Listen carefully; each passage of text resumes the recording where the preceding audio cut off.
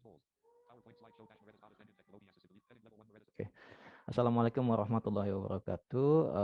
Selamat siang semuanya, Bapak Ibu, teman-teman semuanya. Terima kasih saya telah diberikan waktu pada siang sore hari ini. Terima kasih buat aku Bisa Foundation, Mas Tommy dan rekan-rekan yang telah menyediakan forum pada sore hari ini. Kemudian Bapak Ibu dari Kementerian juga. Di sore hari ini saya akan membawakan tema besar saya adalah meratas batas dengan teknologi aksesibilitas untuk penyandang disabilitas tentu saja. Dan perkenalkan, nama saya Muhammad Ikhwan Tariko. Teman-teman biasa panggil saya Riko. Saya di sini sebagai akan membawakan materi seputar peluang dan hambatan atau halangan apa sih yang bisa membuat kita survive di dunia industri 4.0 saat ini. Oke. Tadi juga sempat disinggung oleh Mas Jona ya untuk undang-undang segala macam. Saya tidak punya apa ya, wewenang atau tidak punya kemampuan untuk ngomong tentang undang-undang di sini. Tapi saya ingin mengawali dengan Undang-Undang Nomor 8 Tahun 2016 tentang penyandang disabilitas. Ada 2 poin yang saya highlight di sini. Yang pertama terutama tentang pekerjaan ya, di mana instansi pemerintah baik pusat maupun daerah wajib menerima minimal 2% penyandang disabilitas dalam instansinya. Kemudian di perusahaan swasta juga wajib menerima minimal 1% dari penyandang disabilitas, dan itu sudah lama ya, ada undang-undangnya dari 2016, tapi untuk implementasinya kita akui sampai saat ini ya belum maksimal, apalagi dengan banyaknya perubahan-perubahan dan ada juga omnibus law seperti ini yang kemarin juga banyak dikhawatirkan oleh teman-teman penyandang disabilitas akan mengganggu proses implementasi undang-undang ini.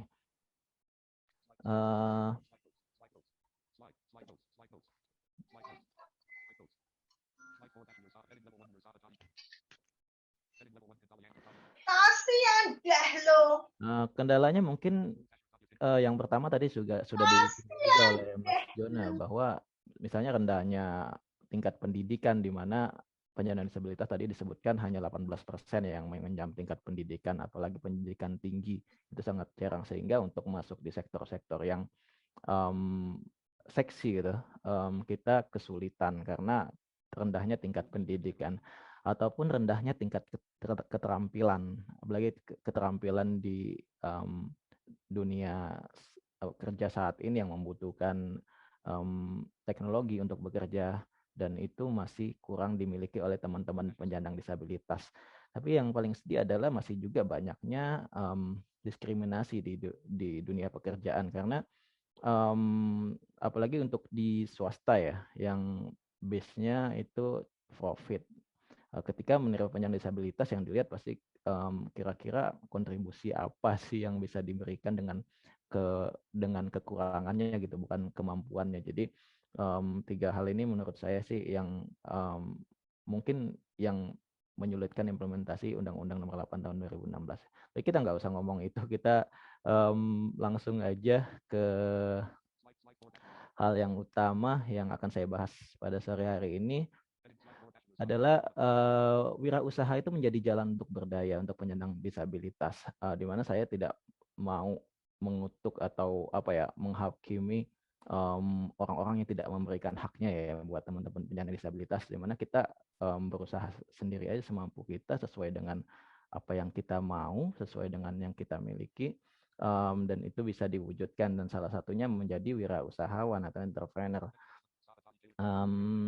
Seperti disebutkan Mas Jona juga tadi, karena data Mas Jona sangat akurat tentunya, sudah melalui proses penelitian bahwa mayoritas penyandang disabilitas itu bekerja di sektor non formal. Spesifik ke teman-teman tunanetra di sini ada yang jadi pemijat, pemain musik, atau jadi pedagang gitu. Tapi banyak juga teman-teman kita yang tidak bisa menutup mata ya, kita masih ada yang jadi peminta-minta, itu masih ada, dan itu tugas kita semua untuk untuk mengubah generasi-generasi penyandang disabilitas agar bisa lebih mandiri dan bermartabat. Dan yang tadinya pekerjaan-pekerjaan konvensional itu akhirnya dengan adanya teknologi aksesibilitas itu benar-benar kita bisa membuat lompatan yang besar. Bisa dibilang ini revolusioner ya, yang tadinya teman-teman tunanetra tidak bisa membaca, saat ini kita bisa mengakses informasi apapun melalui gadget, melalui laptop, yang tadinya paper based semuanya sekarang jadi digital. Kita bisa akses dengan aplikasi namanya screen reader atau pembaca layar. Kemudian kita bisa akses pendidikan juga lebih baik dengan bisa akses informasi tadi. Nggak hanya itu juga, kita bisa bekerja juga di industri 4.0 ini dan bersaing dengan masyarakat umum yang tadinya kita memiliki kekhususan misalnya di bidang pekerjaan itu saja sesuai dengan kekurangan kita, tapi saat ini kita bisa bersaing secara sehat dan memiliki peluang yang sama untuk berdaya dengan masyarakat umum. Kira-kira apa aja sih setelah adanya teknologi accessibility ini yang bisa kita lakukan? Ada teman saya yang menjadi seorang programmer. Saya juga seorang programmer, tapi tidak full time ya, hanya part time aja. Ada juga yang menjadi web developer, ada musik komposer. Orangnya juga ada di sini ya. Musik komposer ada teman saya, Mas Hendra Jatmiko. Beliau seorang musik komposer dan sudah terkenal sampai ke mancanegara. Kemudian ada juga yang menjadi digital marketer, ada juga yang menjadi content creator, menjadi YouTuber lah, menjadi content writing, dan masih banyak akhirnya pekerjaan-pekerjaan yang tadinya mustahil dilakukan sekarang bisa dilakukan.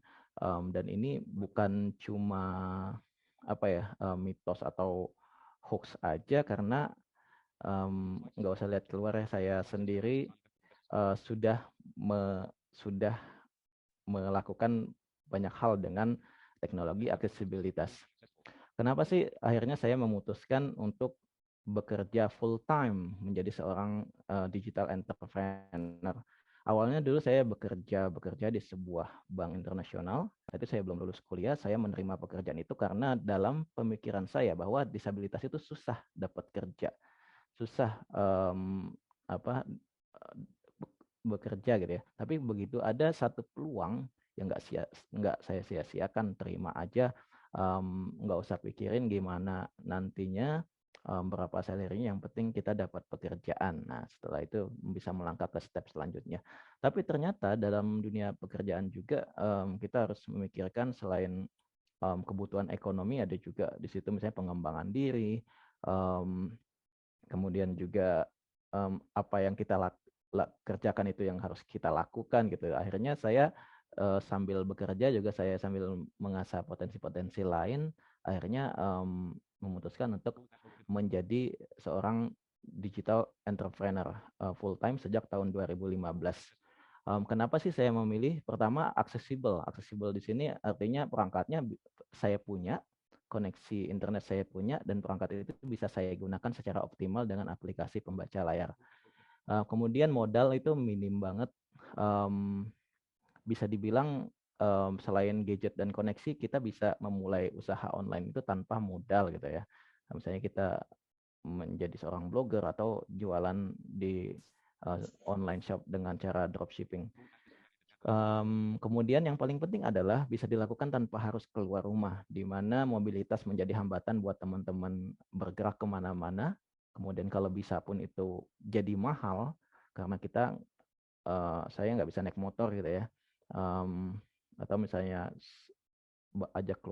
ajak pendamping ya berarti butuh pakai taksi segala macam. Tapi dengan digital entrepreneurship itu bisa dilakukan di mana saja, termasuk dilakukan di rumah selain bisa kerja, dan bisa lebih dekat dengan keluarga.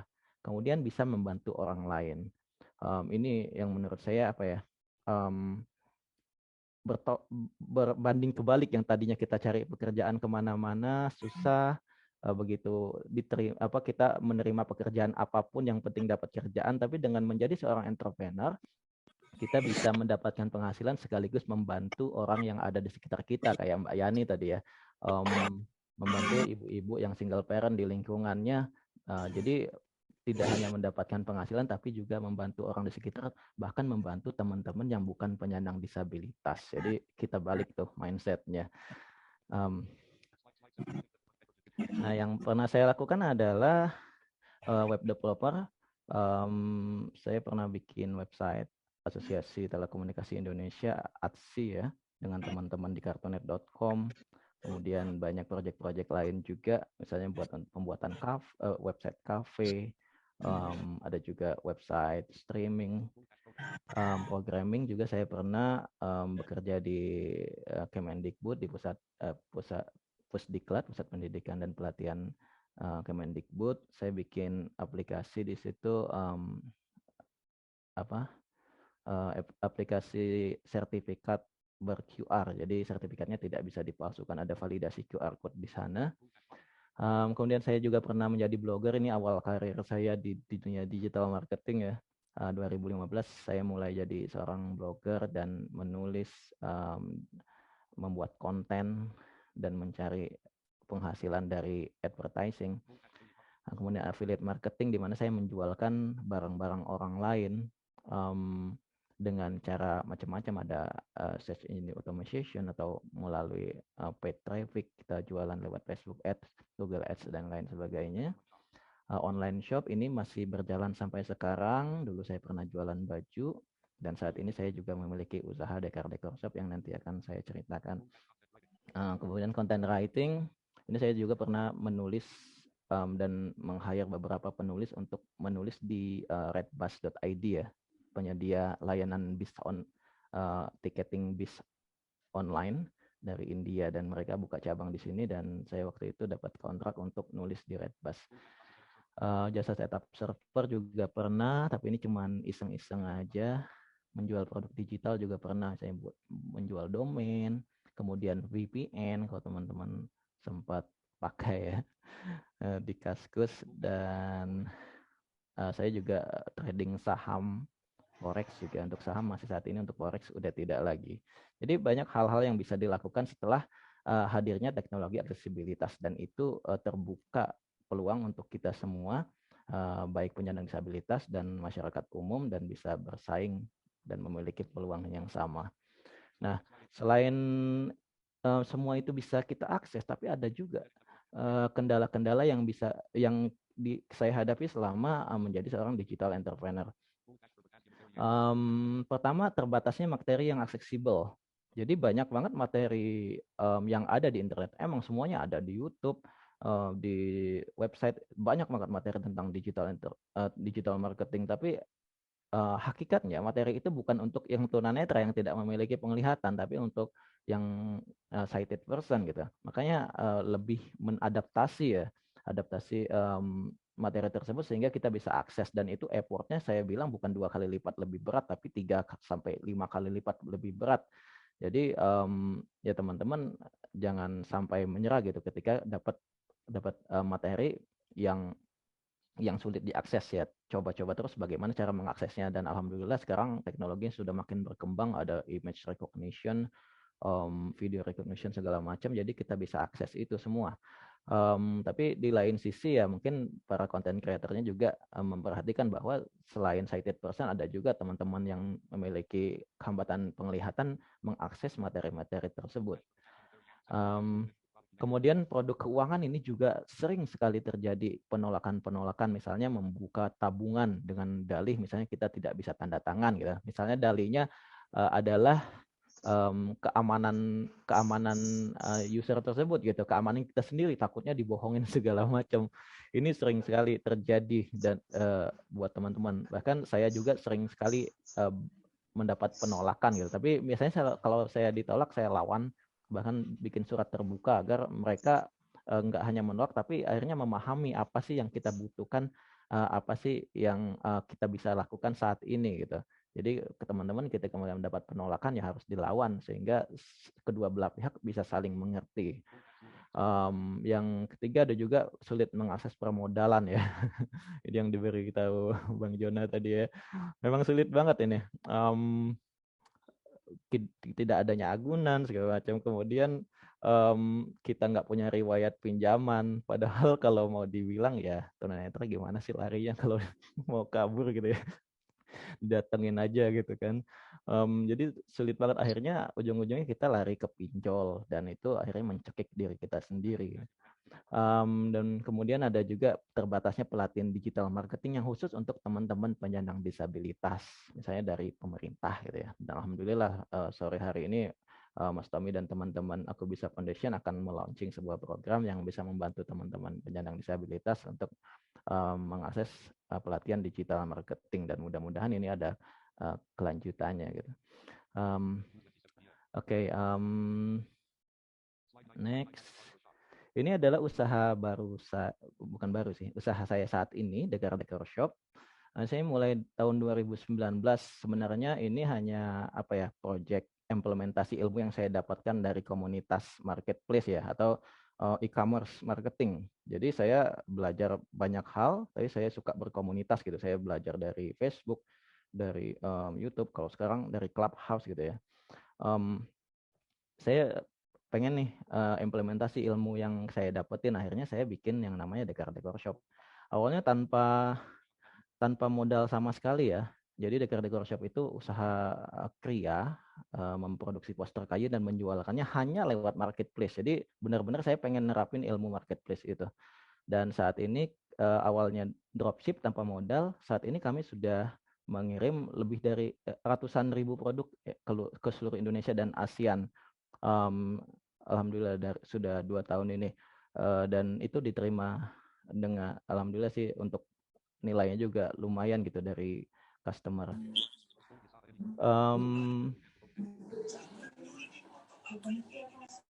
Ini saya mau setelkan video singkat ya tentang Dekar Dekor Shop.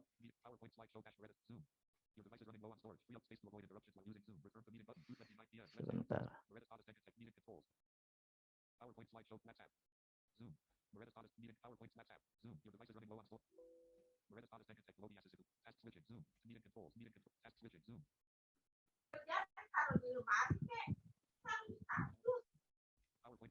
Nggak usah saya putarkan.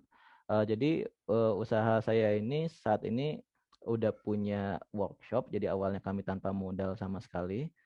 Saat ini kami sudah punya workshop dan sudah memiliki beberapa karyawan. Dan